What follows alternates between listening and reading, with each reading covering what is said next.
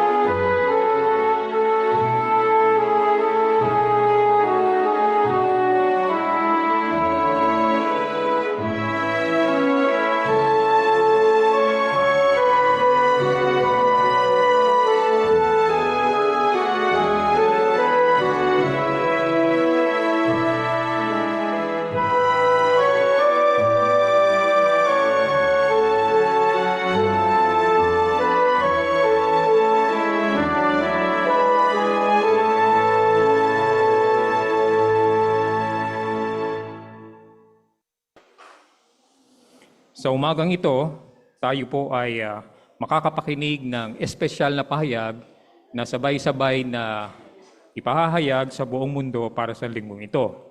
Ang pamagat po ng ating paksa ay posible bang makita ang katotohanan? Muli po, ang pamagat ay posible bang makita ang katotohanan? Ito po ay haharap sa atin ng ating kapatid mula sa ating kongregasyon, si Brother Christian Calso.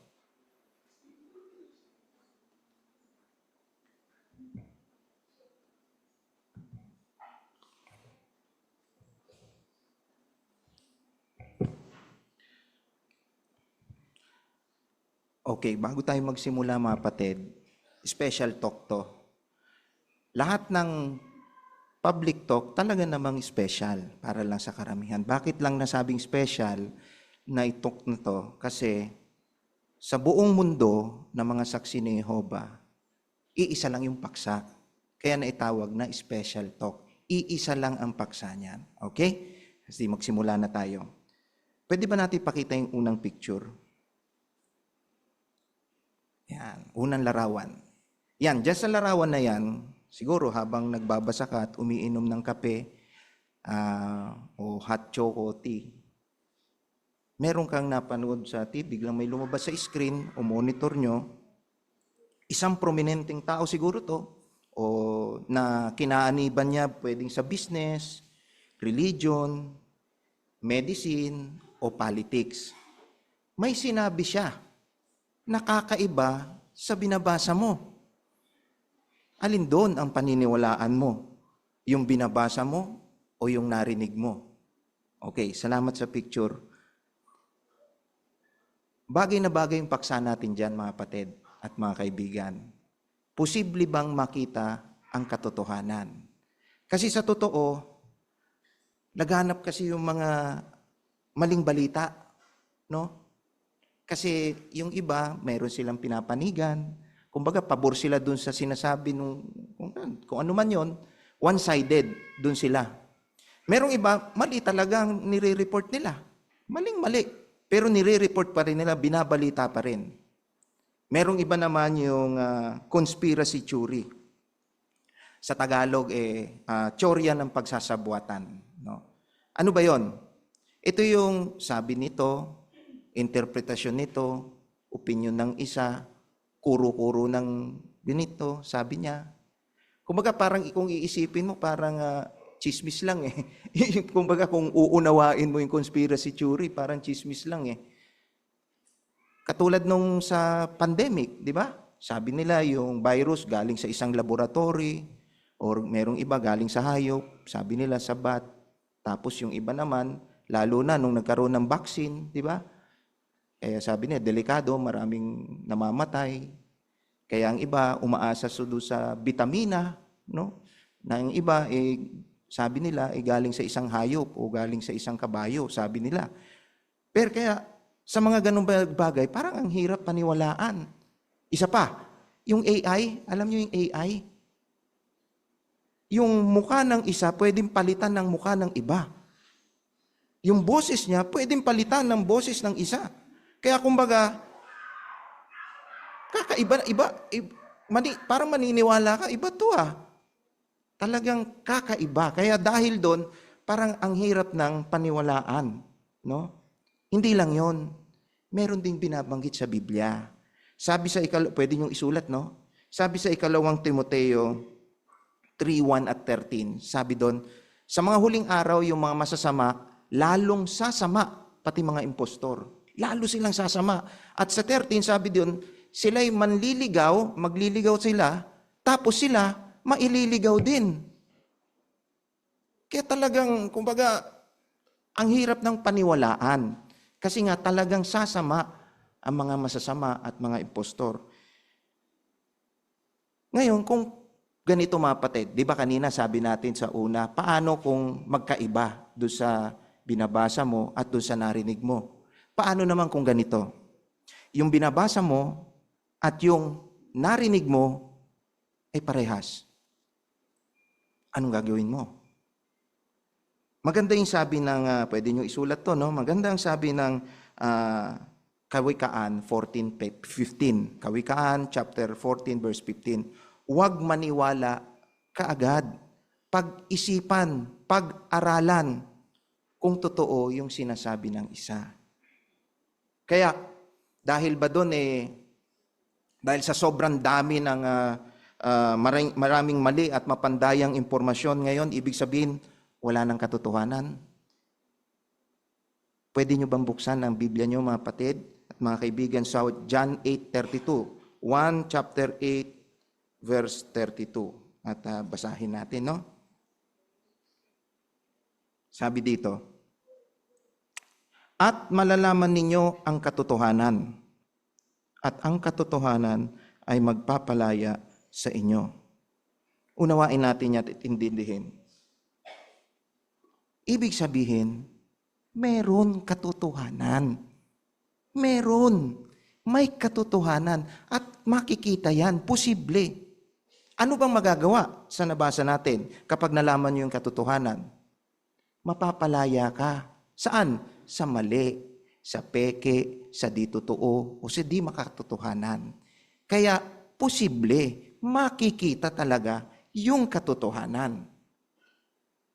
At saan natin makikita yan? May 3 turo, no? Si Jesus. May 3 turo na kung paano para malaman natin kung saan makikita ang katotohanan. Ito ang una.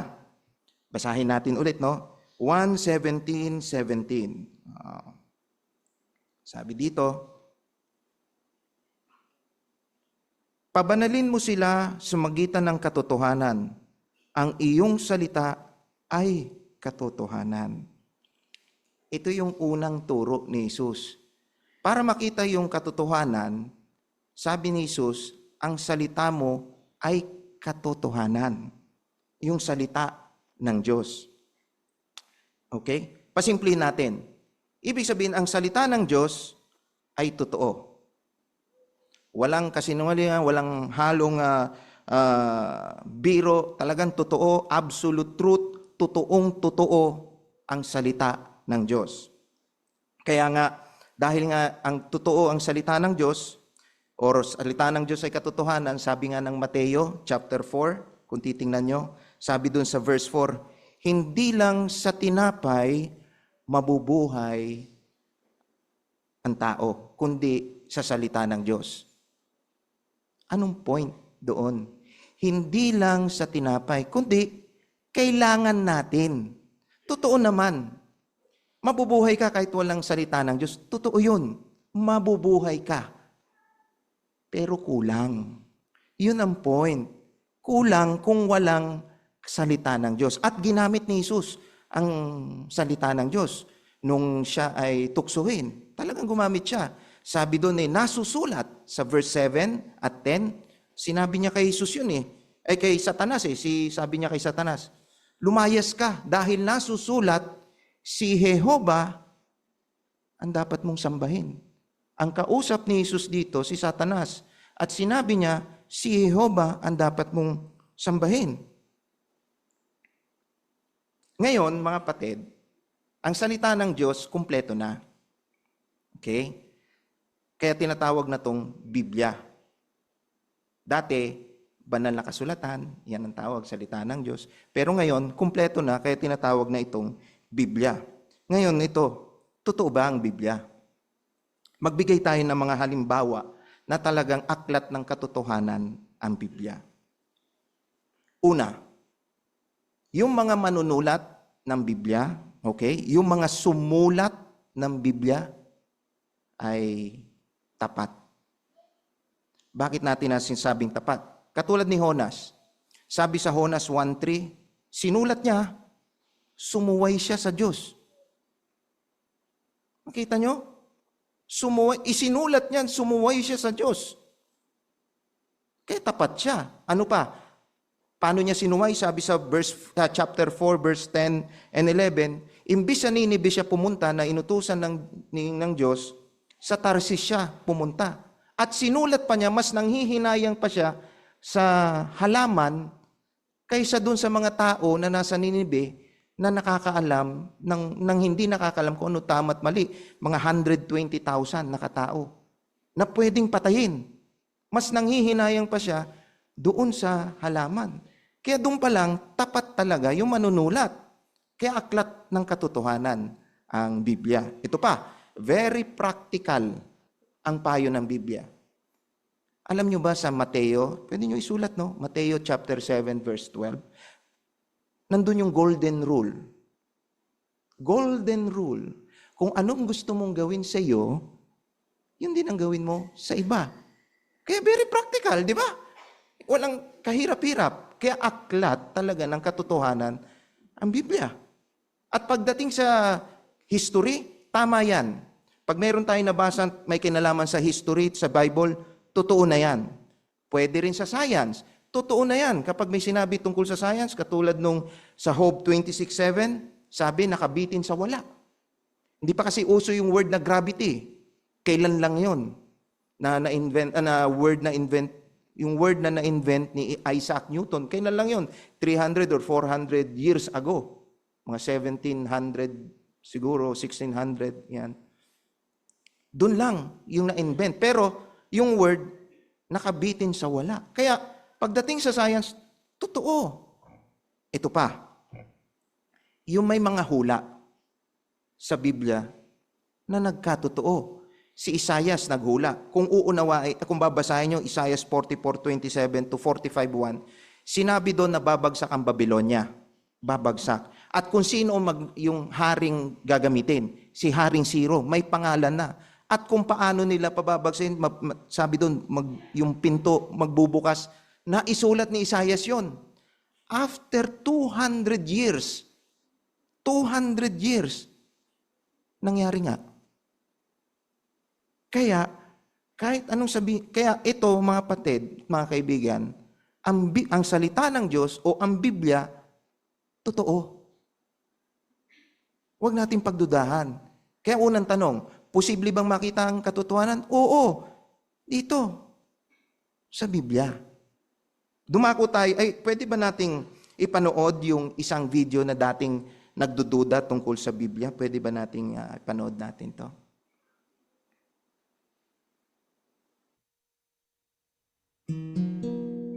Nung bata ako, wala akong alam sa Biblia.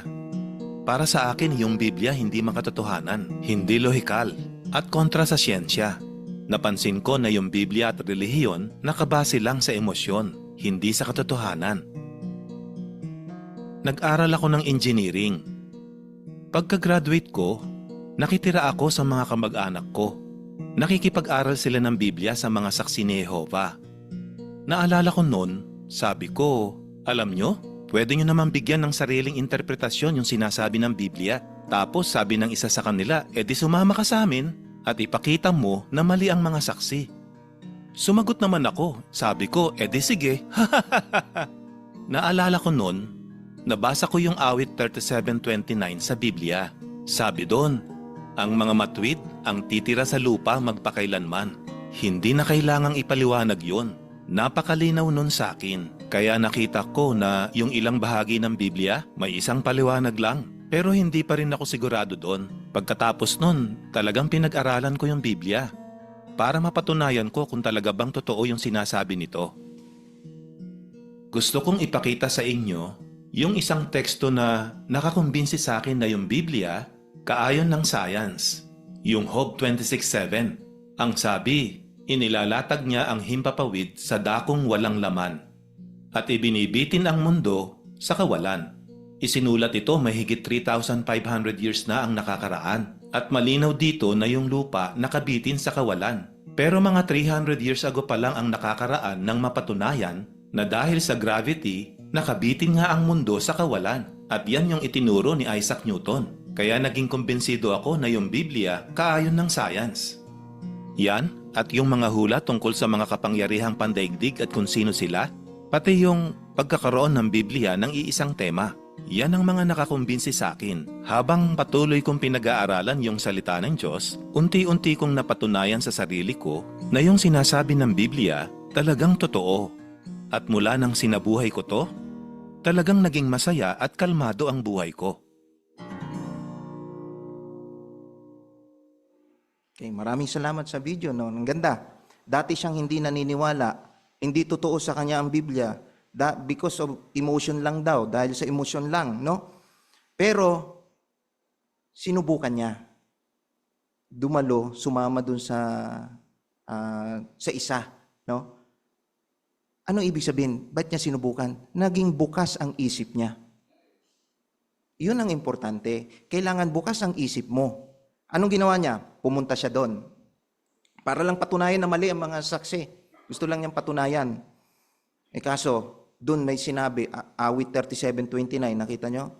Doon lang naniwala na siya kasi very simple. Ang mama mo magtitira sa lupa, yun lang. Naniwala na siya.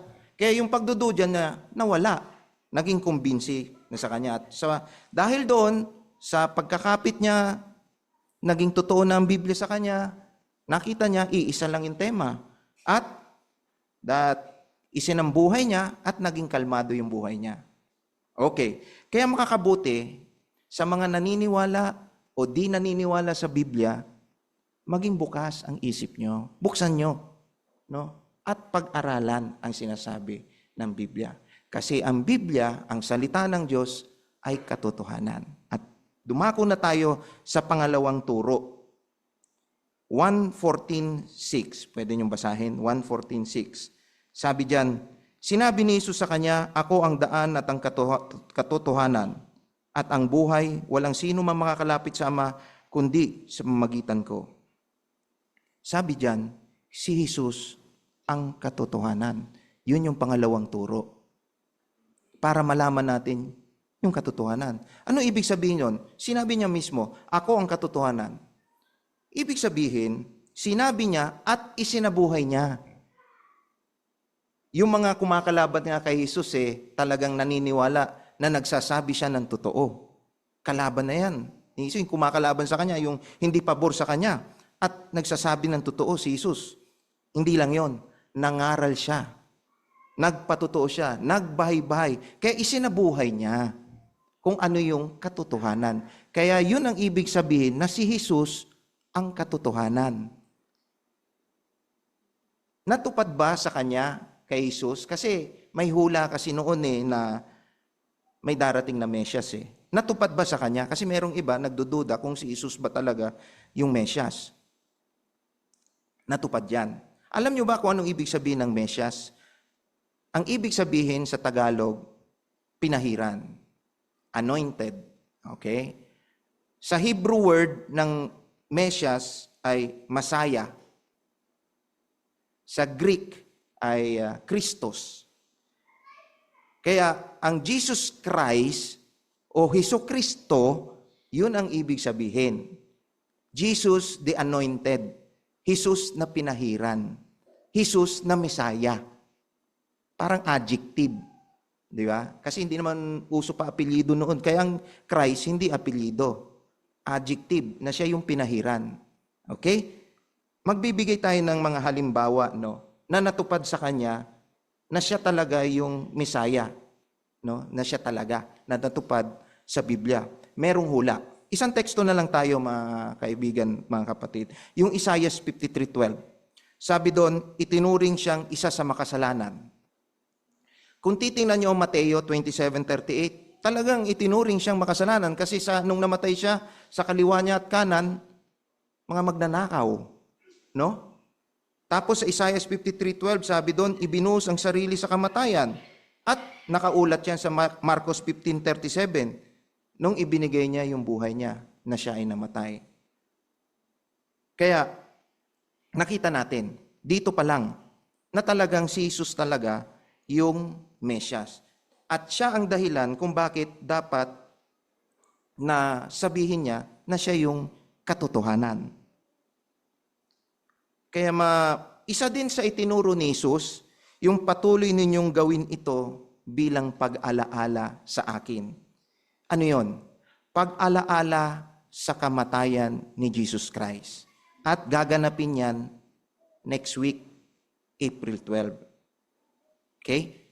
At mamaya, yung ating chairman, ibibigay sa atin yung mga detalye kung saan, anong oras, kaya pakinggan nyo na lang. Mahalaga ba yun? Yung binigay niya, yung buhay niya?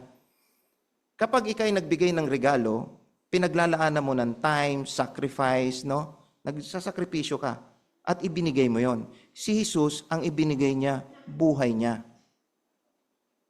Buhay niya para magkaroon tayo ng pag-asa. Kaya, kapag hindi natin, sabi ni Jesus, paalala niya, patuloy na alalahanin. Kung hindi natin pahalagaan yung regalong yon, yung darating na April 12, hindi natin pinahalagan, hindi natin inaalala yung nagawa ni Jesus. Yung pa naman ang sabi ni Jesus, patuloy na alalahanin. Kaya ito yung special, hindi lang ito special day important day of the year. Kaya sana, iniimbitahan namin kayo na makapunta, April 12. Okay, pumunta na tayo sa pangatlo, na turo ni Jesus. Basahin natin itong 1:4-23. Pero ngayon, nagsisimula na ang panahon kung kailan sasambay ng tunay na mananamba ang Ama sa Espiritu at katotohanan. Dahil ang totoo, hinahanap ng Ama ang gustong sumamba sa Kanya sa ganitong paraan. Kaya ito yung pangatlo, sambahin ang Ama sa katotohanan. Anong ibig sabihin yan? Sambahin yung Ama sa katotohanan. Ibig sabihin, sambahin yung Ama based sa salita ng Diyos. Based sa Bible. Kung ano ang gusto niya. At yung kung anong gusto niya, nasa Biblia. Kaya yun ang ibig sabihin, sambahin yung Ama sa katotohanan. Meron bang grupo na gumagawa ng tatlong turong yon? Yung salita ng Diyos ay katotohanan, na si Jesus ay katotohanan, at sambahin yung Ama sa katotohanan. Okay, isummarize natin, mga kaibigan. Yung salita ng Diyos ay katotohanan. Ayon sa unang Tesalonica 2:13, ang Biblia ay salita ng Diyos, hindi salita ng tao. Okay?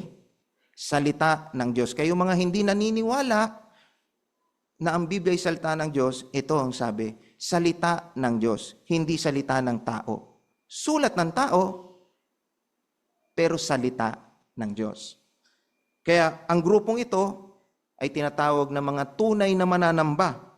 Kasi ang kanilang paniniwala at ginagawa ay based sa Bible.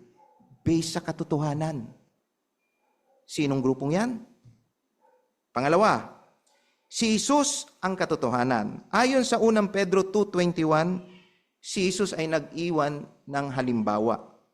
Ng example. Kaya yung grupong ito ay tunay na mananamba dahil sinisikap nilang tularan ng halimbawa ni Jesus ng maingat at mabuti. Halimbawa, sabi ng 1 Pedro 2:21, magmahalan sa isa't isa. Kaya itong grupong ito hindi sumasali sa digmaan. Okay? Pangalawa, tingnan natin yung pangalawang picture, no? Diyan si Jesus napunta sa korte dahil sa wala silang tiwala kay Jesus, no? Kaya yung parang sinasabi nila kumbaga mali si Jesus, no? At humarap siya kay Poncio Pilato sa isang government official. At ganyan din nangyayari sa grupo ngayon. Yung grupong, kung titingnan nyo naman sa kanan, yung mga grupong yan, talagang naaaresto rin. Merong iba, napapapatay pa nga. Dahil sila, katulad ni Jesus, no? Ganyan. Tinutularan nila yung halimbawa ni Jesus, pero dahil ayaw nilang malaman yung katotohanan, ayaw nila, ganyan, napupunta sa korte. Yung pangatlong picture, pwede natin pakita.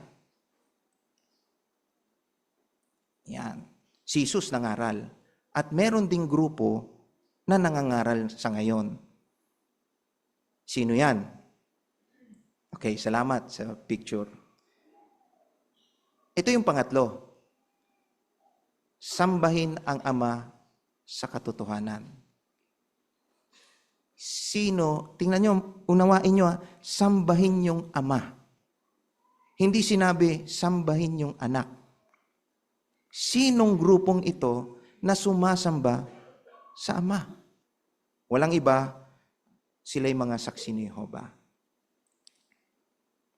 Kaya, tingnan natin, no? Tingnan natin tong video na hindi nagdududa siya sa mga saksi ni Jehovah kung sino sila. Pwede ba natin ipalabas yung video? Noon, nung bata pa ako, naalala ko, linggo-linggo nagsisimba ang pamilya namin. Pero nung mga panahong yun, iba-ibang relihiyon yung pinupuntahan namin hanggang sa mag-teenager ako. Nawalan ako ng tiwala sa mga simbahang pinupuntahan ko. Kasi pakiramdam ko, kapag nagbibigay na sila ng sermon, para akong nasa teatro, ang drama. Magaan naman sa pakiramdam, pero parang may kulang. Tapos may isip mo, 1 oras kang nakikinig, pero yung pastor na nagsisermon, 2 o 3 teksto lang yung ginamit niya. Yung turo ng mga ministro, pansin ko hindi nila sinasabuhay yun. Nakapokus sila sa pera at hindi mo mararamdaman yung tunay na pagmamahal sa kanila. Pero sa isip ko, siguradong may grupo ng mga tao na gustong sundin ang turo ng Biblia. Noon parang ayokong mag-Bible study sa mga saksi ni Jehovah. Nagdadalawang isip ako kasi feeling ko may sarili silang Biblia, kulto sila, at kakaiba yung mga paniniwala nila. May mga kaibigan akong saksi sa school namin. In-invite ako ng isa sa kanila na sumama sa pulong nila. Nung una, nagdadalawang isip ako kung sasama ba ako. Pero sumama din ako. Napansin ko sa pulong nila madalas gamitin ng Biblia. Talagang nakabase sa Biblia yung buong pulong nila. Kahit yung mga nagbibigay ng komento, ginagamit nila yung mga teksto. Tapos, ipapaliwanag nila yun. Sa pulong na yun, nakilala ko yung naging Bible teacher ko. At habang nagba-Bible study ako, napatunayan ko na mali yung iniisip ko sa mga saksi. Mali talaga. Kasi yung paniniwala nila, nakabase lahat yun sa Biblia at lahat yun nasa jw.org. Wala silang itinatago. Di ba sabi ko may sarili silang Biblia? Pero nung nag-i-study kami, Bible ko yung pinapagamit sa akin. Nadama ko rin yung pagmamahal ng mga kapatid sa loob ng kongregasyon namin. Sinubukan ko rin pumunta sa iba't ibang lugar. Sinubukan kong dumalo sa mga kongregasyon doon. At sa bawat kongregasyon na dinilohan ko, yung pag-ibig na nakita ko, pareho lang. Nadama ko yon. Nakita ko na ito na talaga yung hinahanap ko. At ang Diyos na Jehovah ang nagdala sa akin dito. Okay, salamat ulit sa video, no? Nakita nyo kung bakit siya nagdududa sa mga makipag-aral sa mga saksi. Kasi sa tingin niya, may sarili tayong Biblia. Tingin niya, kulto tayo. Kulto, mga saksi. Tapos, kakaiba yung paniniwala ng mga saksi. Ibang-iba. No? Pero naglaan siya, nag-aral pa rin. At doon niya nakita, based sa Bible, yung paniniwala ng mga saksi ni Jehovah. At kahit saan siya pumunta, no? Parehas lang yung ugali o yung paniniwala ng mga saksi ni Jehovah. Kaya itong magandang tanong sa atin, pwede mo bang matutuhan ang katotohanan? Oo. Iyan ay nasa Biblia. Halimbawa, nasa Biblia, bakit tayo narito? Ano nangyari sa atin kapag tayo namatay? Ang iba, ang sabi nila, sa impyerno na nagaglalagablab kung masama ka. Pag mabuti ka, doon ka sa langit, no? Pero ano sabi ng Biblia? Nasa Biblia ang sagot na yan. Paano tayo magkakaroon ng masayang buhay? Eh, puro stress na lang, no? Puro problema. Simula nung nabuhay tayo, hanggang ngayon, puro problema. Pero paano tayo magkakaroon ng masayang buhay? Kaya sana, mag-Bible study kayo sa mga saksi ni Jehovah. At makikita nyo na ang Biblia ay totoo. Ibang-iba sa kinalikihan nyo o kinamulatan nyo. Ibang-iba kapag nag-aral kayo sa mga saksi ni Jehovah. Maganda yung sabi ng Kawikaan 23:23. Bilhin mo ang katotohanan. Hindi naman talaga pera ang tinutukoy dito. Panahon. Maglaan kayo ng panahon, pag-aralan yung Biblia. Tapos sabi diyan, huwag ibenta. Kapag nakuha mo na, panghawakan mo talaga. Talagang mahalagang, ipahalagan mo. Kasi nasa yun na yung katotohanan eh. Kaya, umaasa kami na makikipag-aral kayo sa mga saksi ni Jehovah. Para makuha yung kayamanan ng katotohanan, masasabi nyo, posible nga makita ang katotohanan gamit ang Biblia.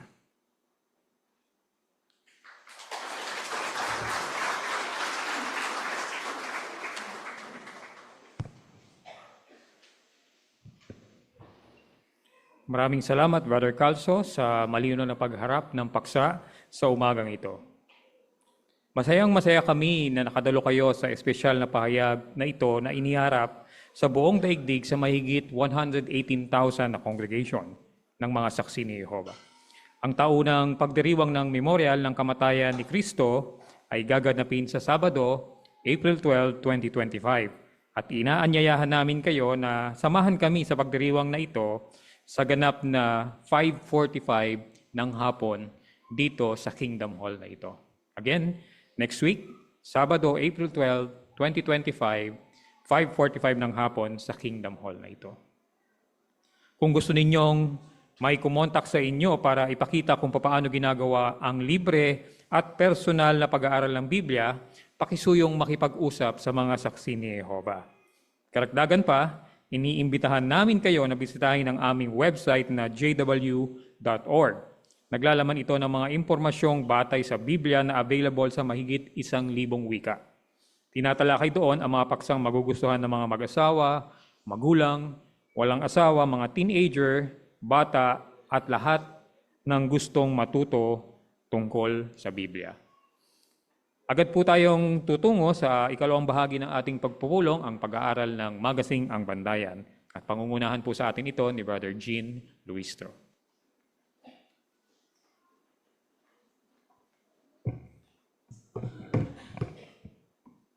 Malugod na tinatanggapan lahat sa sunod na pagpupulong natin. Ito ay ang pagtalakay sa isang artikulo sa Magasing Bantayan. Atin munang awitin ang song number 108, ang tapat na pag-ibig ng Diyos, ayon sa Isaiah 55, 1-3. Kung akop sa inyong kalagayan, pakisuhin na tayo ay tumayo.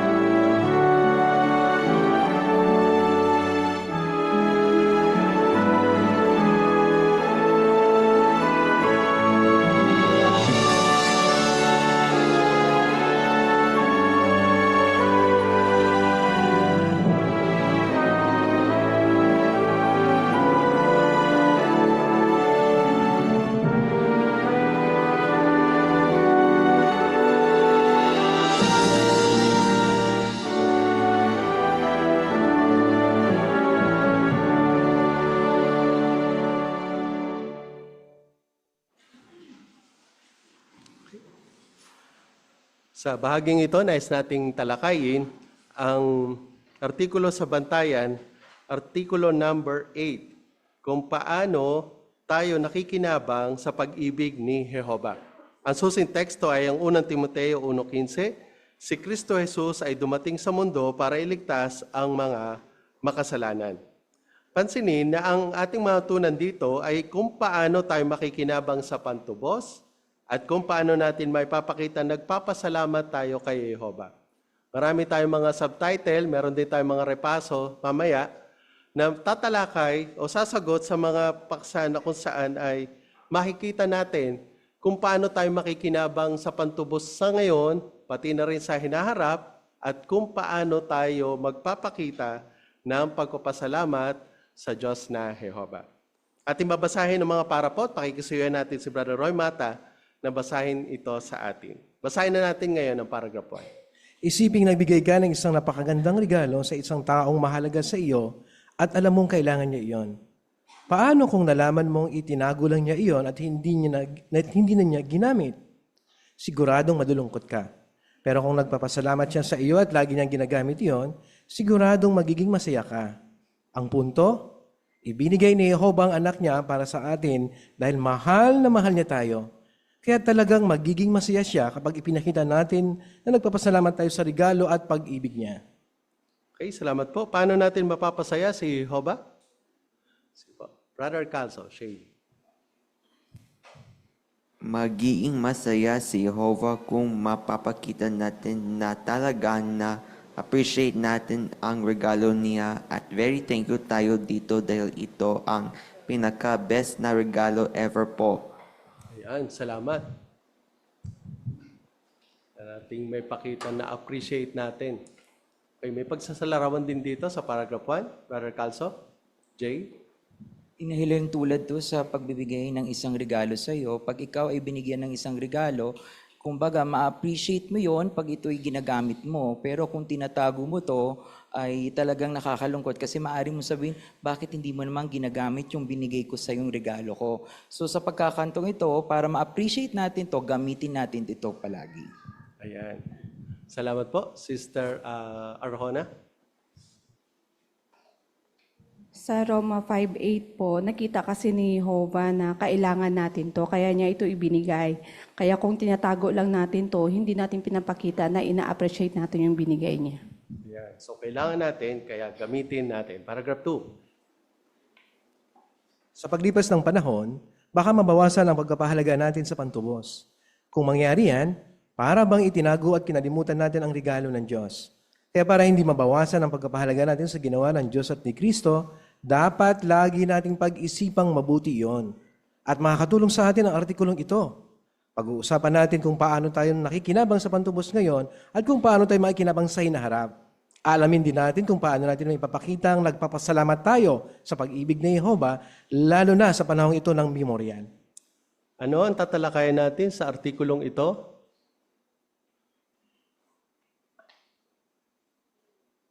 Si L. Pag-uusapan natin kung paano tayo nakikinabang sa pantubos na yon at kung paano tayo makikinabang sa hinaharap. Okay, salamat. Bakit mahalaga na lagi nating pag-usapan yung haing pantubos at pag-isipan pa nga ito? Brother Mihulio. Kasi baka dumating yung panahon, hindi mabawasan o kaya hindi na rin natin mapahalagain yung pantubos. Kaya mas maganda kung laging laman natin ang isipan yung ginawang pantubos ng Diyos na Jehova, ma-appreciate natin mabuti ang pag-ibig na yun ng Diyos na Jehova. Ayan, salamat. Kaya tingnan muna natin, paano tayo nakikinabang sa pantubos. Dito sunod na subtitle, o unang subtitle, paano tayo nakikinabang ngayon? Paragraph 3. Ngayon pa lang, nakikinabang nga tayo sa pantubos ni Kristo.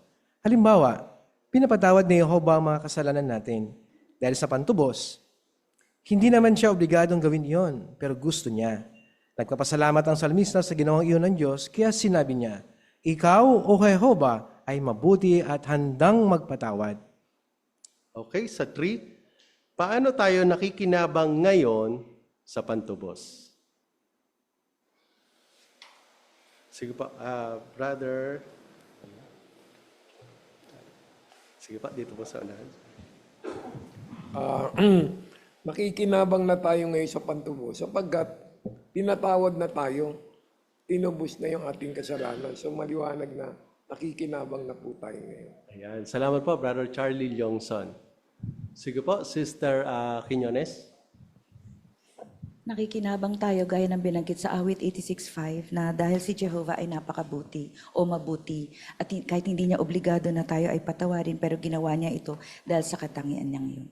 Ayan, pinatawad yung ating kasalanan. Paano kung feeling natin di tayo karapat-dapat dito? Paragraph 4. Baka maramdaman natin o baka maramdaman ng ilan na hindi sila karapat-dapat patawarin ni Jehovah.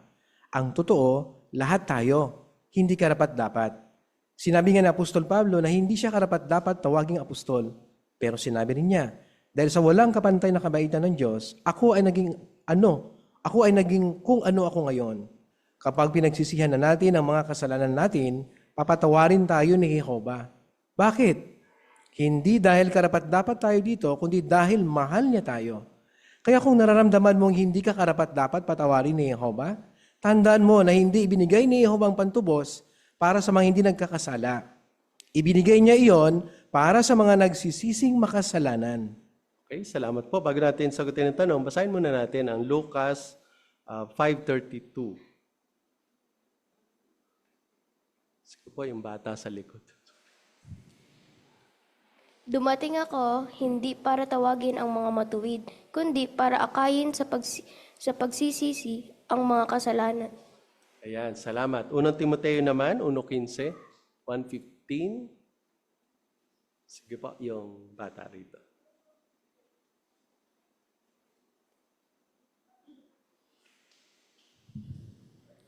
Ang pananalitang ito ay mapananaligan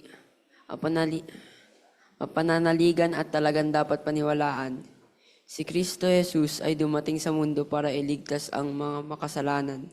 At ako ang pinakamakasalanan sa mga ito. Salamat.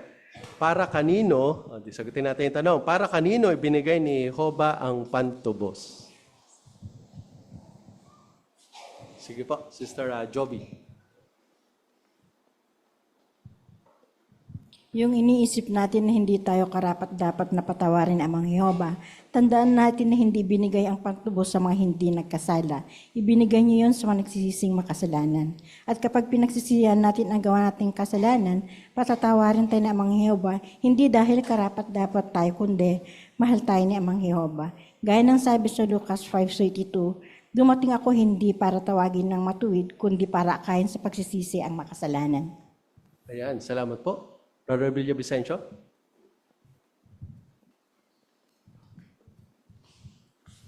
Baka nga isipin ng isa na hindi siya karapat-dapat doon sa pagpapatawad ni Jehovah. Pero tandaan natin si Apostol Pablo doon sa binanggit doon sa unang Korinto 15:9 at 10. Binanggit doon ni Pablo na siya ay hindi karapat-dapat doon sa pagpapatawad na yun. Kasi nga, pinag-usik niya yung kongregasyong Kristiyano at talagang matindi yung kanyang ginawa. Pero dahil doon sa walang kapantay na kabaitan ng Diyos na Jehovah, dahil si Pablo nagsisi, talagang pinatawad siya ni Jehovah.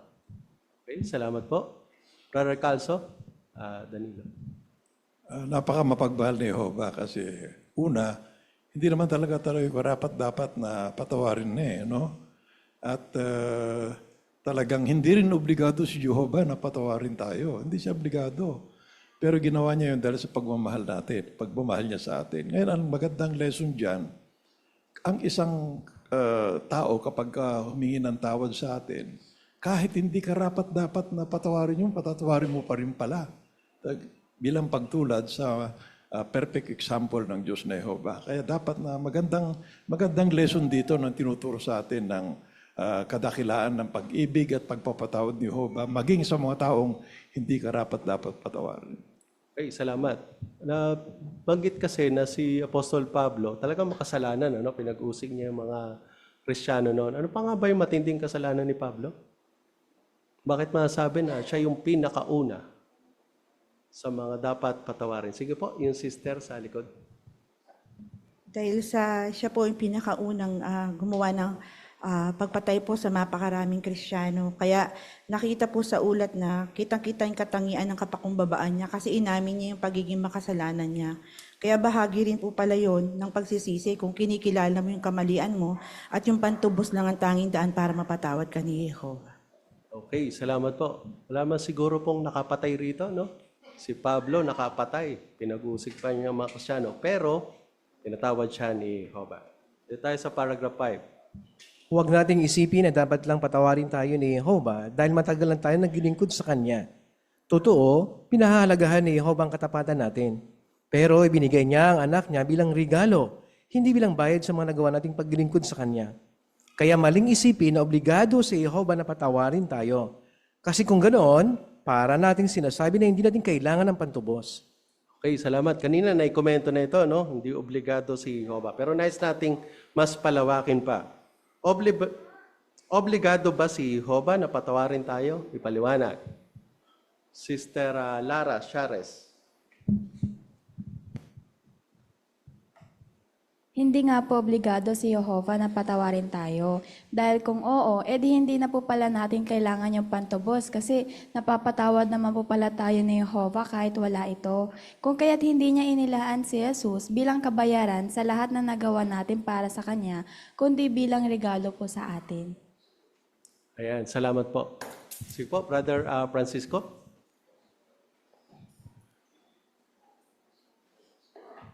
Habang paminsan po naiisip natin na obligado lang po si Jehovah na patawarin tayo dahil ginagawa po natin yung buong uri po ng pagbiministeryo. Mali. Ginagawa po ni Jehovah yung pagpapatawad po sa atin dahil po sa maganda niyang katangian, which is yung pag-ibig po. Ayan, salamat. Sige po, karagdagan pa komento. Brother Arjona. Kayang tamang termino dyan, regalo niya sa atin. Kasi kung halimbawa reward sa atin yung dahil sa katapatan, i-plus minus natin. Hindi naman natin may balik yung kasakdalan eh. Kahit ang pang-uri paglilingkod natin, hindi talaga natin magawa yun. Kaya ang ginawit dito, regalo ni Jehovah sa atin yun.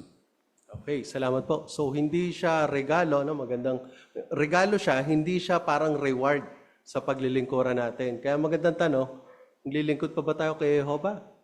Number 6, paragraph 6. Alam ni Pablo na hindi siya karapat-dapat sa pagpapatawad ni Jehovah.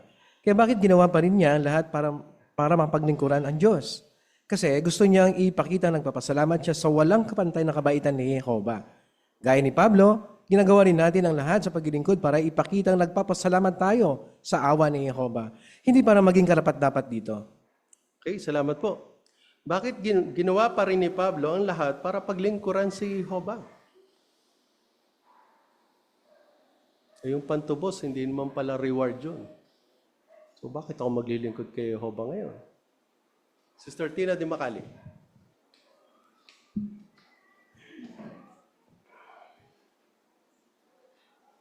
Ginawa rin po yun ni Pablo kasi gusto niya pong ipakita yung pagpapasalamat niya dahil sa walang kapantay na kabaitan po ng Diyos na Jehovah. Tayo rin po ngayon, ginagawa rin po natin yung lahat ng ating makakaya sa paglilingkod para po ipakita rin yung pagpapasalamat natin sa Diyos na Jehovah. Ayan. Kasi pinigyan nga tayo regalo, kaya dapat tayo maging mapagpasalamat. Nais natin basahin ang Efeso 3:7. Sino pong pwedeng bumasa nun? Efeso 3:7, Brother Bart? Ako ay naging lingkod ng lihim na ito dahil sa walang kapantay na kabaitan ng Diyos. Ibinigay niya sa akin ang walang bayad ng regalong ito nang bigyan niya ako ng kanyang kapangyarihan. Ayan. Lalo na doon sa dulo ng teksto, dahil sa paglilingkuran ni Pablo, anong ginawa ni Jehovah para sa kanya? Napansin po niyo yung dulo ng teksto? So, naging mapagpasalamat si Pablo, naglingkod siya, kaya ang ginawa ni Jehovah sa kanya, ano yung binigay sa kanya? Brother O'Malley. Binigyan siya ng kapangyarihan. Yung kapangyarihan na yon magagamit ni Pablo para patuloy siyang makapagpasalamat, makapaglingkod pa rin kay Jehovah. Ayan. So, nagpagamit siya sa Diyos na Jehovah, kaya ginamit siya ng Diyos na Jehovah. Magandang aral yon. Paragraph 7. Posible na rin tayo maging malapit kay Jehovah kasi ibinigay niya ang pantubos. Gaya na natalakay sa naunang artikulo, hindi tayo bahagi ng pamilya ni Jehovah noong ipinanganak tayo. Pero dahil sa pantubos, pwede tayong magkaroon ng mapayapang kaugnayan sa Diyos at maging malapit sa Kanya. Salamat po. Basahin po muna natin ang Roma 5:1. Yung pong batang babae dito. Yan. Yung katabi ni Linya. Kaya ngayon, ipinahayag na tayong matuwid dahil sa pananampalataya. Panatilihin nawa natin ang mapayapang kaugnayan sa Diyos na natamo natin sa pamamagitan ng ating Panginoong Heso Kristo. Ayan, salamat. Santiago 2:23.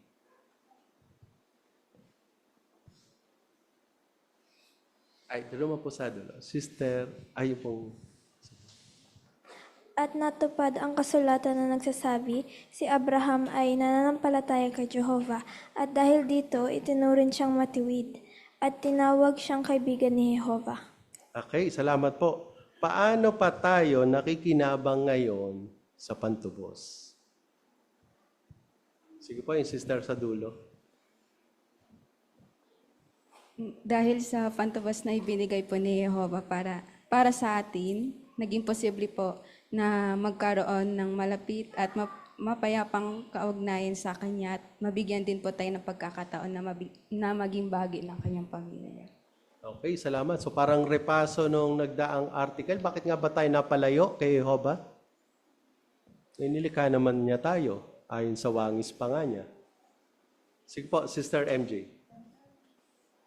Yung nagkasala po si Adan, doon nawala na hindi na tayo naging pamilya ni Jehovah. Ayan, salamat po. Nagkasala si Adan, kaya anong naging katayuan natin kay Jehovah? Dahil tayo ay makasalanan, tayo ay naging kaaway. Okay? Kaaway, kasi ayaw ni Jehovah ng kasalanan. Kaya dahil ngayon, sa aking pantubos, ano yung pagkakataon natin ngayon? Brother Calso. Tama yung nung nagkasala yung magulang natin, kasama na tayo dun na naging kaaway. Pero ang maganda, si Jehovah pang gumawa ng paraan para maging kaibigan niya tayo. Kaya binigay nga niya yung regalo, yung pinakamahalagang regalo. Dahil sa pagmamahal niya, ayun, naging kaibigan ulit tayo niya. Kumbaga, nagkaroon ulit tayo ng pagkakataon maging bahagi ng kanyang pamilya. Kaya isang malapit na kaugnayan ito sa kanya. Okay, salamat po. So dahil sa kabaitan niya, ituturing tayo na kaibigan o nakikipagpayapaan tayo sa Diyos na Jehovah. Pero doon sa footnote, meron pang karagdagang punto dito kung paano talagang napakabait si Jehovah. Ano yung pinapakita ng footnote dito? Brother Libres. Pinakita dito na kahit pa hindi pa naibibigay yung pantubos, ay napatawad na tayo ni Jehovah kasi alam niya, dahil sa katapatan ni Jesus, alam niyang magiging tapat yung ihahain pantubos, ay sigurado hanggang kamatayan si Jesus ay magiging tapat. Kaya sa ganung kalagayan, para na rin napatawad tayo kahit na hindi pa nangyayari yung pagbibigay ng pantubos. Ayan, salamat po. So balikan natin yung teksto sa Santiago 2:23. Sino nga ba yung tinuring doon ni Jehovah na kaibigan kahit wala pa naman pantubos yung panahon yon? Brother Mihulio. Kaya totoo yung binanggit doon sa footnote kasi noong panahon ni Abraham, wala pa namang pantubos doon. Pero sabi rin sanabi sa teksto, sa pananampalataya ni Abraham, naging kaibigan siya ng Diyos. So, ibig sabihin, noon pa man, nakikipagkasundo na si Jehovah kahit wala pa yung pantubos. Ayan, salamat po. So kung paanong noon, tinuring na niyang kaibigan yung kanyang mga lingkod na talagang nanampalataya sa kanya kahit wala pang haing pantubos, edi lalo na ngayon. Nandito na ang pantubos. Paragraph 8. Dahil malapit tayong kaugnayan kay Jehovah, may pribilehiyo tayong manalangin sa Kanya. Hindi lang mga panalangin ng malalaking grupo ang pinapakinggan ni Jehovah. Pinapakinggan din niya ang personal na panalangin ng bawat isa sa atin. Napapanatag tayo kapag nanalangin. Pero hindi lang yan ang ginagawa nito. Pinapatibay rin nito ang pakipagkaibigan natin sa Diyos. Noong nasa lupa si Jesus, madalas siyang manalangin. Alam kasi niya na nakikinig sa kanya si Jehovah at natitibay ang kaugnayan niya sa Ama niya. Kaya nagpapasalamat tayo na pwede tayong maging kaibigan ni Jehovah at manalangin sa kanya dahil sa sakripisyo ni Jesus. Okay, salamat po. Bakit dapat nating ipagpasalamat kay Jehovah ang pribileyo ng panalangin? Sister Libres. Si Jehovah yung pinakamataas na persona sa buong sansinukob para Pero madali lang natin siyang lapitan at makausap. Ano? Hindi tulad nga sa mga taong nasa posisyon, kailangan pa ng appointment at dadaan sa sekretary. Kaya dapat lang tayong magpasalamat sa pribilehiyo ng panalangin at dahil madali lang natin siyang makausap. At ayon nga dito sa 65:2, wala siyang pinipili o paborito. Lahat ng uri ng tao pwedeng makalapit sa Kanya at kung lagi nga tayong mananalangin sa Kanya, ay higit pa tayong mapapalapit sa Kanya at marami pang ibang pakinabang sa panalangin na binabanggit dito sa paragraph. Ayan, salamat po. Sige po, Brad. Bagamat nais ni Jehovah na mas maraming tao ang manalangin sa Kanya at magkaroon ng malapit na kaugnayan sa Kanya. Katunayan, ang populasyon ng mundo ay mahigit 8 bilyon. Pero isipin mo, isa ka na napahintulutan ng pag-ibig ng Diyos na maging kaibigan niya. At wala na may ibang pagkakataon para mag-usap kayo ni Jehovah sa pamamagitan ng panalangin. Eh yung iba, ayaw pa. Ay tayo na ando na. Bakit hindi natin samantalahin yung pagkakataon na at pagkapasalamat na ma-maintain yung pakikipagkaibigan natin sa Kanya? Okay, salamat po. Brother Belmonte? Totoo po na yung panalangin, napapatibay nito yung pakikipagkaibigan natin sa Diyos. Halimbawa po, sa isang matalik na kaibigan na lagi natin kausap at sinasabi natin kung ano yung nararamdaman natin doon. Di ba po mas mapapatibay yung pakikipagkaibigan? Ganon din po sa Diyos na Jehovah. Bali yung sa pamamagitan po ng pantubos, na-address po yung panalangin natin sa Diyos na Jehovah at nakakausap po natin siya ng anumang oras at sure tayo, napakikinggan po talaga tayo ng Diyos na Jehovah dahil dito. Okay, salamat po. Brother Umali? Pero kung paano kung isa ay Bible study o bisita, papakinggan kaya ni Jehovah yung panalangin niya? Maganda yung teksto sa unang Juan 5:14. Papakinggan pa rin basta ayon sa kalooban. Kaya para malaman ng isang Bible study o ng bisita yung kalooban ni Jehovah, pwede niyang itry yung inaalok ng mga saksi ni Jehovah na Bible study na connected sa pahayag kanina. Ayan, salamat po sa puntong yon. Sister Quiñones? Even hindi kilala si Jehovah. Sa mga video, Diyos lang ang pinanalangin niya. Hindi pa niya kilala ang tunay na pangalan ni Jehovah. Pero pinakinggan siya. Kasi alam ni Jehovah, siya yung tinutukoy na yon. Isa na Diyos na makalangit. Okay, salamat po. Sige po, sister. At karagdagan pa po, tandaan po natin na sa dami pong nananalangin kay Jehovah, iba-iba rin yung lingwahe. Pero kahit iba-ibang lingwahe ito, sabay-sabay nananalangin. Pero binibigyan ng personal na panahon ng bawat isa para ipakitang interesado siyang makinig sa bawat isa sa atin. Okay, salamat po. Ang huling komento sa tekstong sa paragraph na to, Brother Villavicencio.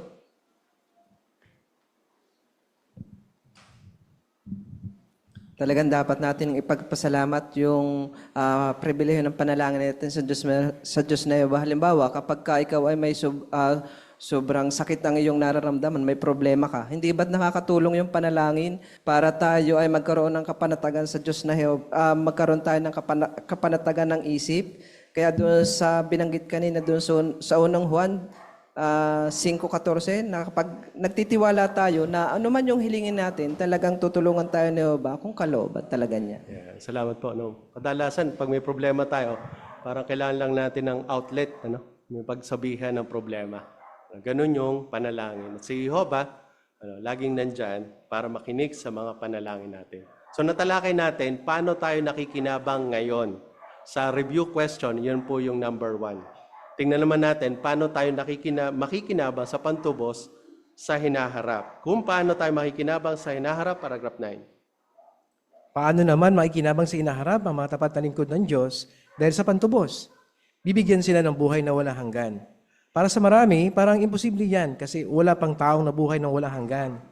Pero ang layunin ni Jehovah para sa mga tao ay mabuhay sila magpakailanman. Kung hindi nagkasala si Adan, walang mag-iisip na imposible ang buhay na walang hanggan. At kahit mahirap isipin ngayon ang buhay na walang hanggan, alam nating mangyayari iyon kasi napakalaki ng ibinayad ni Jehovah, ang buhay ng kanyang anak. Okay, salamat po. Paano makikinabang sa hinaharap ang mga tapat na lingkod ng Diyos dahil sa pantubos? Sige po, yung sister. Sa gitna. Mabubuhay ng walang hanggan ang karamihang naging tapat. Hindi ito imposible dahil iyan naman talaga ang orihinal na layunin ni Jehovah nang lalangin niya ang mga tao.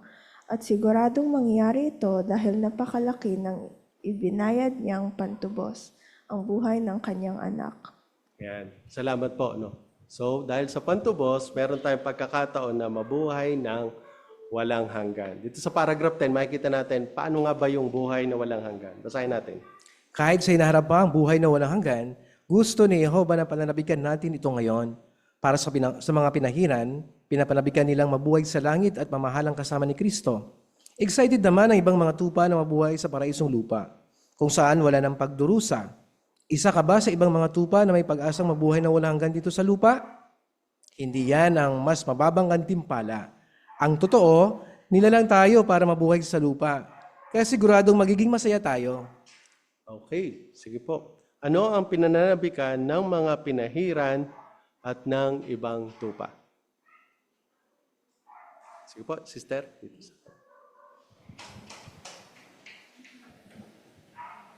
Sa Apokalipsis 26 po, pinananabikan po ng pinahiran na mabuhay sa langit at mamahalang kasama ang Panginoong Hesus.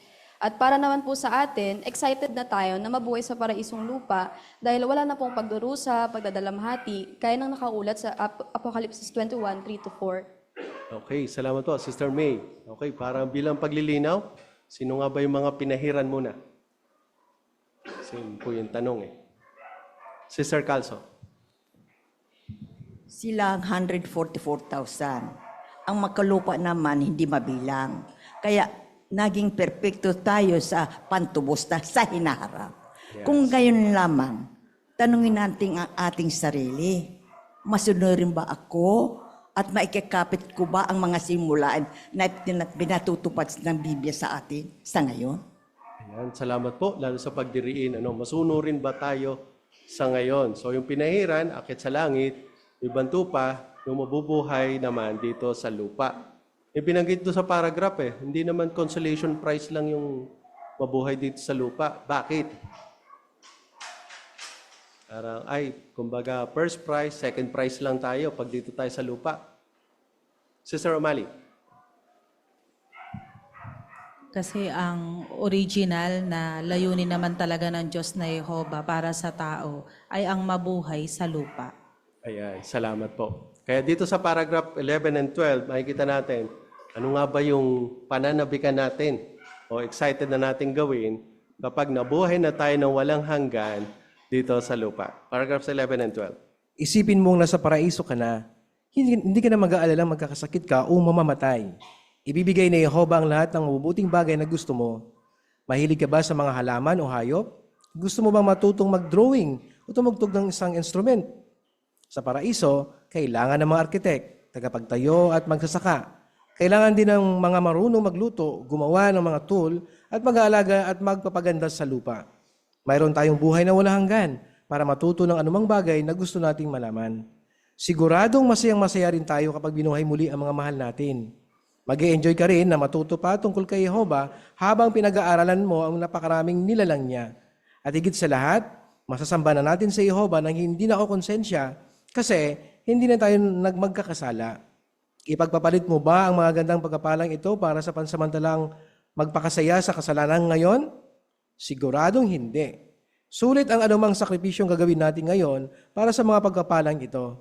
Tandaan, hindi laging mananatiling pag-asa ang paraiso kasi darating ang panahon na magiging totoo na ito. Posible ang lahat ng ito dahil mahal na mahal tayo ni Jehovah at ibinigay niya ang anak niya. Okay, salamat po sa madiriing pagbabasa. Ano ang ilan sa mga pagpapalang pinapanabikan mo sa paraiso?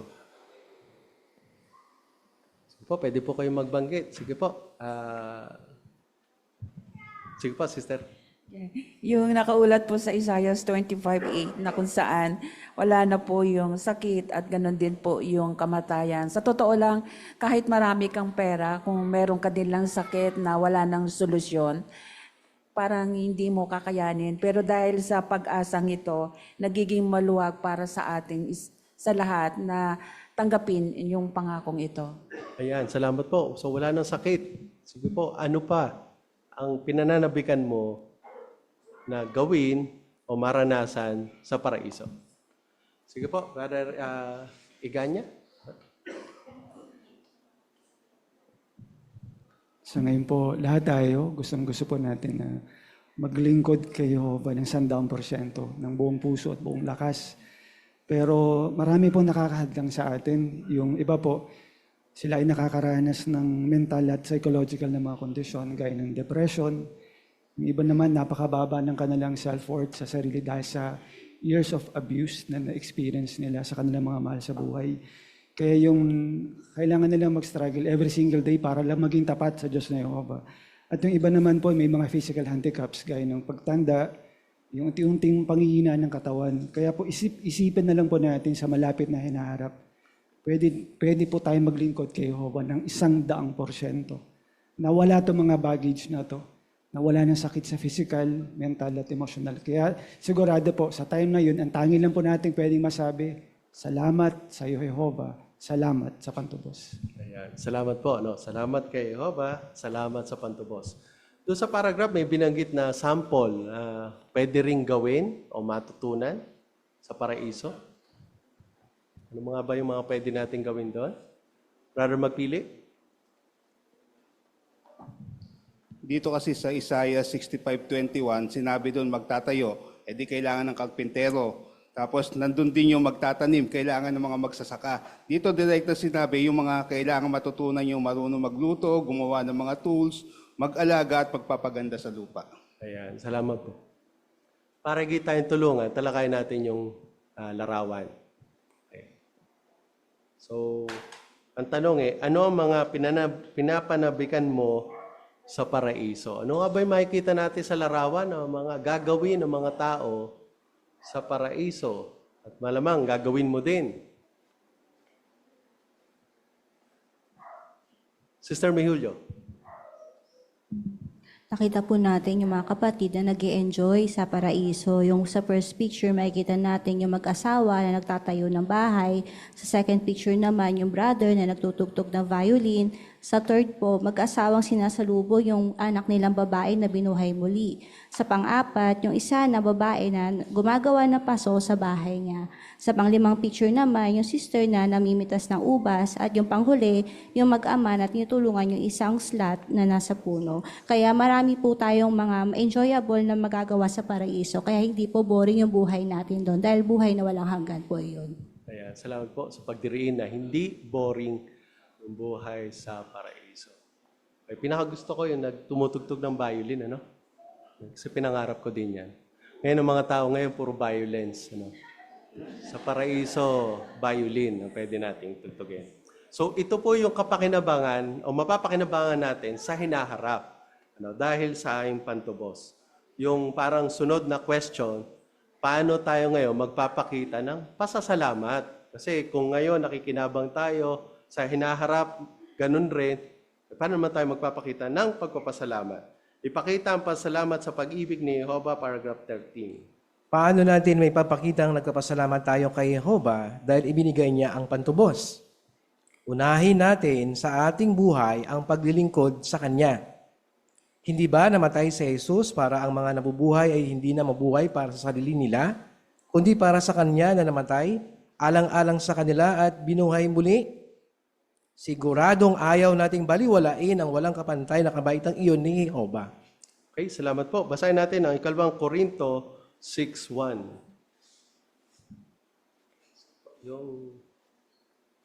Yung bata, lalaki. Yan. Bilang mga kamanggagawa niya, hinihimok namin kayo na kung tinatanggap ninyo ang walang kapantay na kabaitan ng Diyos, so huwag niyong itong baliwalain. Ayan, huwag nyo itong baliwalain. Paano natin may papakita nagpapasalamat tayo sa pag-ibig ni Jehovah? Sister Licanda.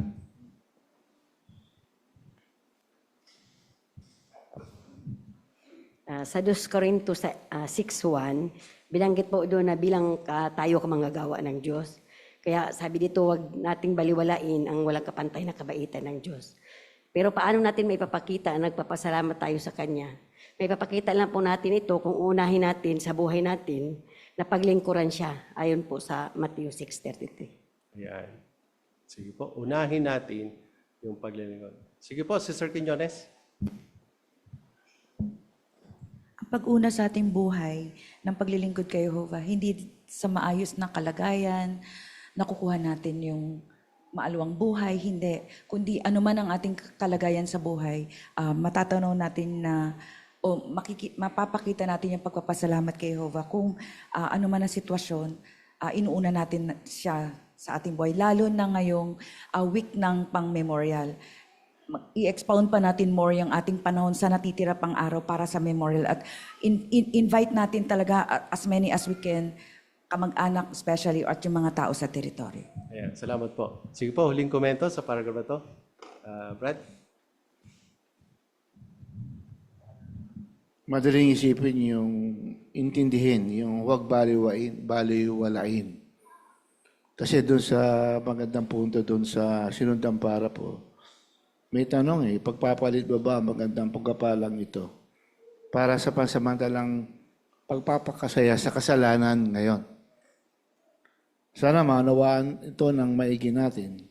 Kasi yung pag-asang binibigay ni Jehovah, binanggit doon, ay hindi nananatiling pag-asa, assured expectation. Kaya doon sa picture, totoo yun. No? Kaya pag-isipan natin maigi na anumang dinadaanan natin pagsubok ngayon, hindi ganyan ang layunin ng Diyos. Katunayan, binigay niya na nga yung pag-asa niya sa atin. Panatilihin mo lang, maging pag-asa mo yon. Kasi matatapos din yun At mapapasa atin na. Ayan, salamat po. Mapasa atin na talaga. Paragraph 14. May papakita rin nating nagpapasalamat tayo sa pag-ibig ni Jehovah kung susunod tayo sa patnubay niya. Paano? Makikita yan sa mga desisyong gagawin natin. Halimbawa, baka inisip mo kung kailangan mo ba talaga ng mataas na edukasyon o kung anong klase ng trabaho ang kukunin mo.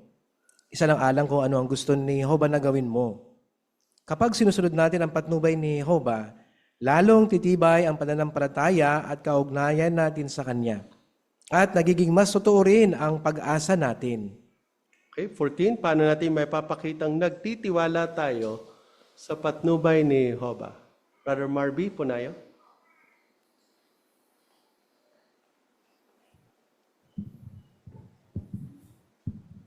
May papakita nga po natin nagtitiwala po tayo kung susunod po tayo sa patnubay po ni Jehovah. Kung susunod po tayo, titibay po ang pananampalataya po natin at ang kaugnayan po natin sa Kanya.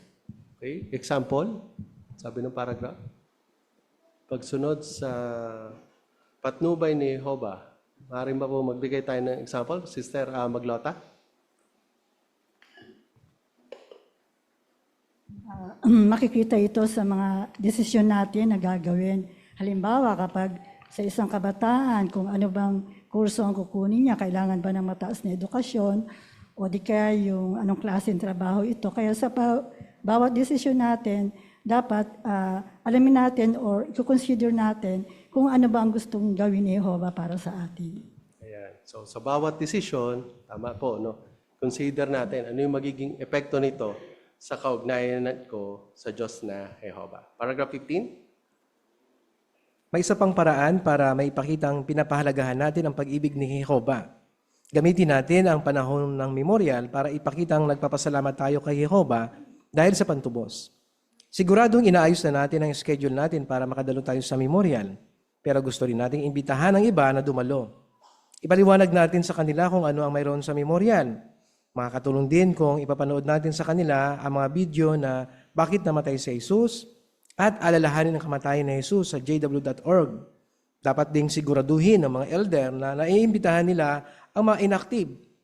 Isipin na lang kung gaano kasaya ang mga nasa langit pati na tayo kapag may nanumbalik na nawawalang tupa ni Jehovah. At sa mismong memorial, batiin natin ang mga kapatid, pero lalo na ang mga bisita at mga matatagal nang hindi nakadalo. Gusto nating maramdaman nila na welcome sila. Okay? Sa panahon ng memorial, paano natin may papakitang nagpapasalamat tayo kay Jehovah? panahon po ng memorial. Ano natin ipapakita, nagpapasalamat tayo. Kanina may mga nabanggit na sa mga komento kung paano natin gagawin to. Brother Vasquez.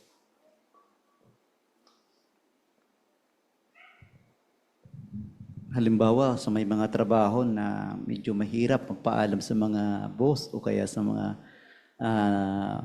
company nila. Kaya ang mga kapatid ay nag-i-schedule talaga para makadalo sa pinakamahalagang memorial na ito. Kaya nagpapaalam, malayo pa lang, nagpapaalam na sila sa kanilang mga boss para makadalo talaga ang okasyon na ito. Okay, so number 1, dalo tayo. Tayo ngayon mismo, personally. Ano pa? Yung paraan. Para pakita natin, nagpapasalamat tayo kay Jehovah sa panahon ng memorial.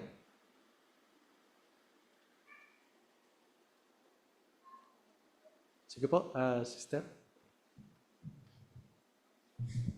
Yung ginagawa po natin ngayon na campaign pag-anyaya sa mga tao na dumalo po sa araw na yon ay isa po yon sa pagpapakita na pinapahalagahan po natin iyon. Kaya kapag nakita po natin na interesado sila, pwede po nating ipakita yung video kung bakit namatay si Jesus para makita nila kung gaano kahalaga na alalahanin yung araw na yon. Okay, salamat po, Sister Masangkay.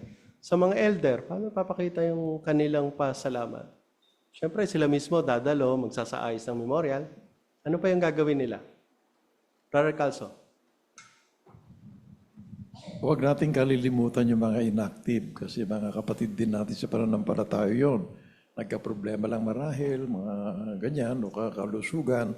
Kaya siguraduhin natin na sila maimbitahan natin dito para sa ganun muling manumbalik yung kanilang debosyon, yung kanilang paglilingkod kay Jehovah. Ayan. At kung dumalo sila, welcome talaga natin sila. Paragraph 16. Pwede mo ba bang dagdagan ang mga nagagawa mo para kay Jehovah ngayong panahon ng memorial?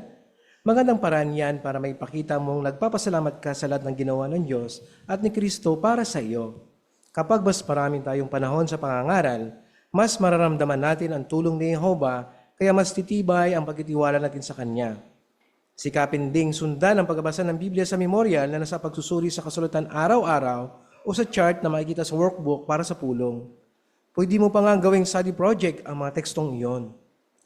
Sa 16, bakit dapat natin pag-isipan kung kaya pa natin dagdagan ang nagagawa natin sa ministeryo ngayong panahon ng memorial? Sa ministry, bakit magandang pag-isipan natin paano natin ito dadagdagan?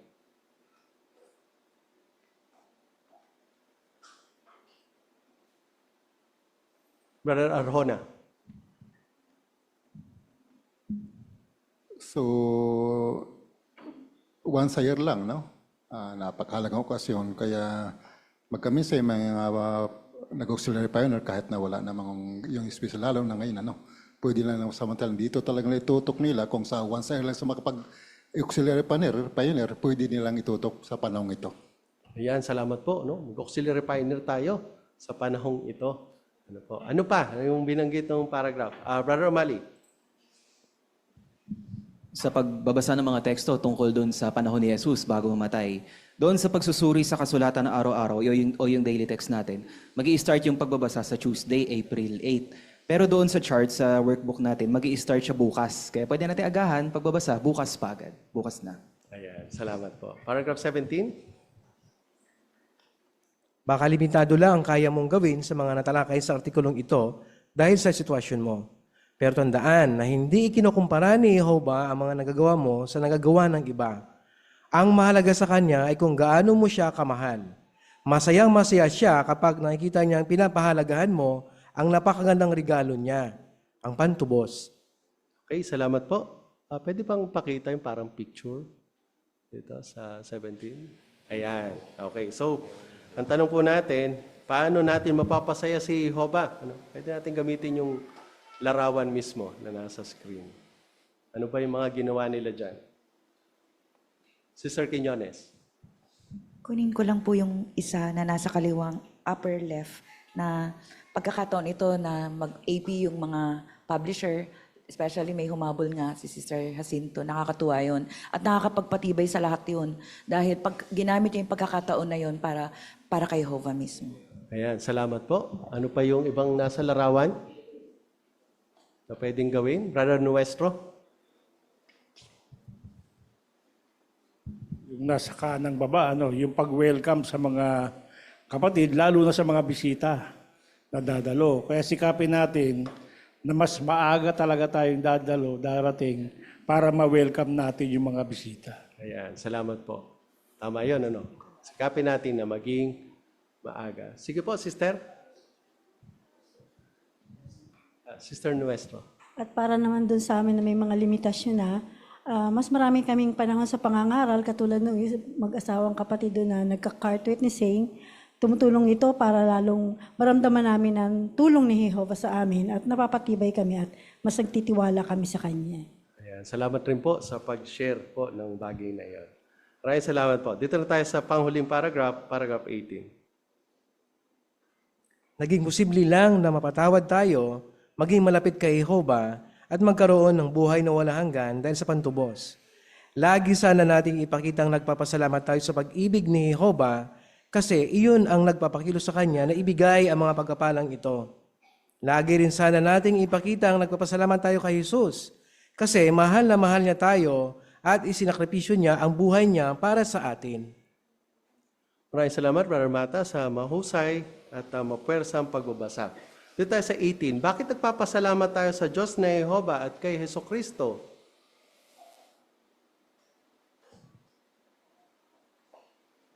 Sister Carlson.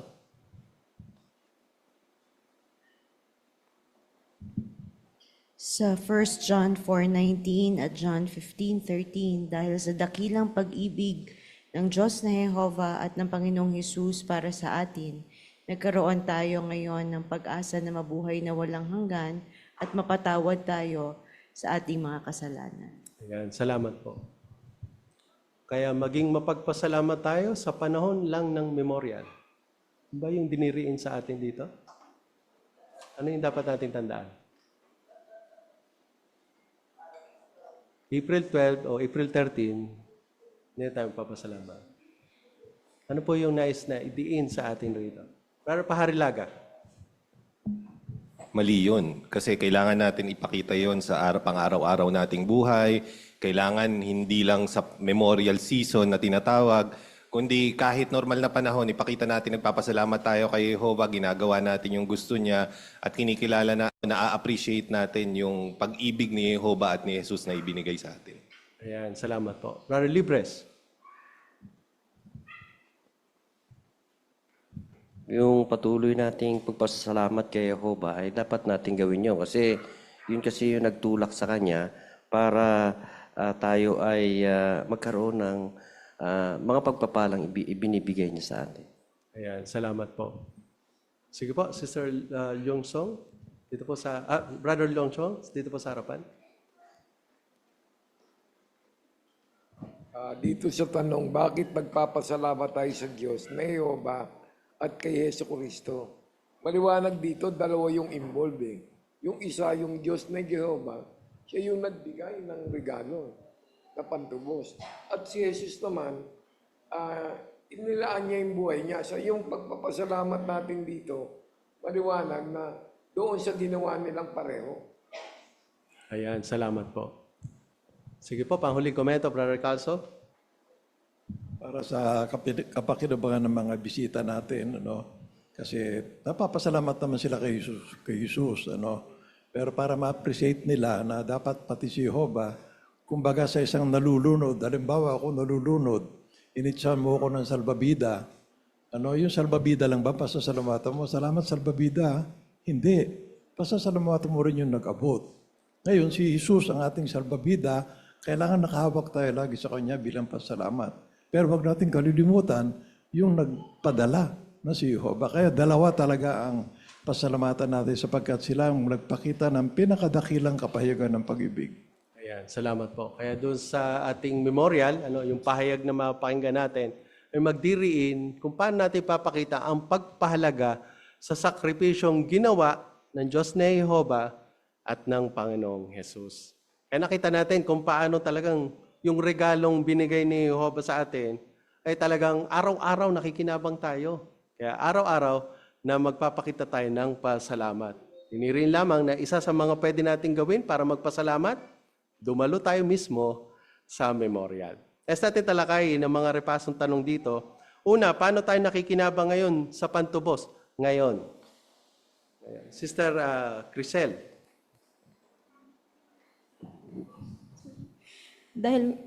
Dahil nga po sa pantubos, naging posible po na mapatawad tayo sa ating mga kasalanan. Nagkaroon din po tayo ng chance na maging malapit kay Jehovah, maging part ng family niya at ang mabuhay po ng walang hanggan. Ayan, at gamitin din niya. Paano tayo makikinabang sa hinaharap dahil sa pantubos? Sister Arjona. Matatamasa po natin ang buhay na walang hanggan na regalo ni Jehovah. Kahit mahirap po ito paniwalaan, posible ito kasi napakalaki po yung binayad niya, ang mode of payment, pantubos. Assured tayo na mangyayari ito walang decline. Ayan, salamat po. Sister Calso. Espesipiko kong ipinapalangin sa Diyos na Jehovah sa hinaharap, maging kasama ko ang aking pamilya at matamasan namin ang buhay na walang gan at makita kong aktual sa aking mata ang ipinangangaral ko. At pinapakita sa atin, napakalapit na matupad ang lahat ng ito. Sa huling tanong, paano natin may papakitang nagpapasalamat tayo sa pantubos? Call to action. Anong gagawin natin ngayon? Sige po, Sister. So, sa pamamagitan po ng pagsunod kay Jehovah, pangaral sa iba, pagdalo sa memorial, at paggawa po ng mga personal na decision or sacrifice para po sa paglilingkod kay God. Ayan, salamat po. Doon sa box, meron pang pinakita doon, lalo na doon sa medyo kaliwa, kaliwa, baba. Anong ginagawa ng family doon?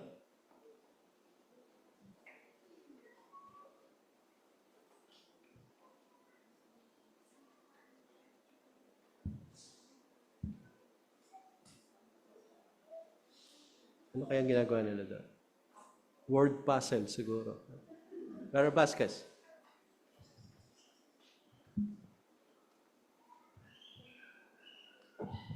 Pwede rin nilang gawin ito parang family worship, yung pagbabasa ng Bible sa daily texts, kung saan yung memorial season po. Ayan, salamat po. No? Kanina na-komento, merong pwede kayong magsimula bukas, pwede rin sa Martes. Actually, medyo mahaba siya. Kaya nga maganda yung ginawa doon sa picture. Baka family kayo. Pwede nyo sabay-sabay na basahin upang sa ganoon, madiscuss nyo rin. Ano yung sa bahaging ito, ano yung natutunan natin, paano natin papakita ang ating pagpasalamat. Kaya salamat din sa lahat ng mga dumalo at nagkomento dito sa ating pagtalakay sa bantayan. Tunay po na talagang napatibay tayo, na marami tayong ipagpapasalamat sa Diyos na Jehovah. Hindi kulang ang panahon upang gawin ito. Kaya number 1, sikapin natin na sa bawat araw talaga ipakita natin ang ating pagpasalamat. At sa April 12, magkita-kita tayo bilang pagdalo, pagsunod sa utos ng Panginoong Hesus na alalahanin ang kanyang kamatayan. Bilang pagdirin lang po, ang ating memorial ay gagawin dito sa Kingdom Hall, 5:45 p.m., April 12, araw ng Sabado.